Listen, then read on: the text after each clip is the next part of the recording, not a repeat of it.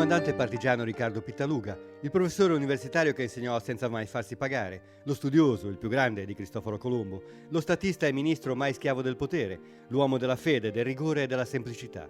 Paolo Emilio Taviani è stato tutto questo, anzi molto di più, e a Genova ne ha ricordato la grande figura, nel centenario della nascita, un convegno nazionale all'università, aperto dal sottosegretario alla Presidenza del Consiglio Giampaolo D'Andrea e organizzato dall'Ateneo con l'Istituto Sturzo e i patrocini di Regione, Provincia, Comune, Banca e Fondazione Carige. Ebbe come maestro anche Montini, che diventerà Papa Paolo VI, ma fu legatissimo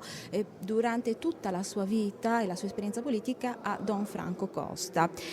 Di Genova lui fu vicino al Cardinal Siri, i suoi rapporti con Siri non si interruppero, non si deteriorarono nemmeno durante il periodo del centro-sinistra, perché Siri sapeva che Taviani era un uomo di sincera fede e fedeltà ai valori cristiani. Scomparso a Roma il 18 giugno 2001, Taviani era nato a Genova il 6 novembre 1912, laurea in giurisprudenza, scienze sociali e lettere e filosofia, dopo aver rischiato il confino di polizia nel marzo 1943, subito dopo la caduta di Mussolini, fondò la Democrazia Cristiana Ligure e fu tra i promotori del Comitato Ligure antifascista. Il 10 settembre, con il nome di Riccardo Pittaluga, entrò nella Resistenza, divenne comandante partigiano e fu lui ad annunciare alla radio il 26 aprile 1945 la liberazione di Genova, dopo la resa del generale Maynard al CNN. E la sua resistenza proseguì anche contro il terrorismo. L'uomo che ha incarnato come pochi gli ideali della Resistenza per tutto il periodo successivo e uomo anche degli anni di piombo, non dimentichiamolo, io lo ricordo in quegli anni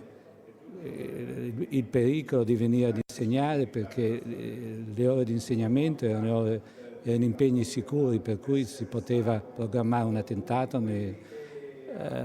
contro di lui, perché era nel morino del terrorismo. Eletto alla Costituente, 7 volte alla Camera, ministro dal 1953 al 74, dal 76 per 15 anni eletto al Senato e dal 1991 senatore a vita, Taviani è stato anche uno dei più illustri studiosi di Cristoforo Colombo e dal 30 settembre scorso il traforo delle Ferriere, che lui volle e inaugurò 40 anni fa, porta il suo nome. Gliel'ha intitolato la provincia e il suo commissario ricorda Taviani, che ha conosciuto da vicino. Statista, un grande uomo politico, una persona di buon senso, autoritario quando era il caso di essere autoritario, e che ha saputo saldare il connubio, la lotta della resistenza con tutto il dopoguerra, che è stato un momento particolare di iniezione di sviluppo che il Paese aveva bisogno e che lui con molta forza e determinazione ha portato avanti.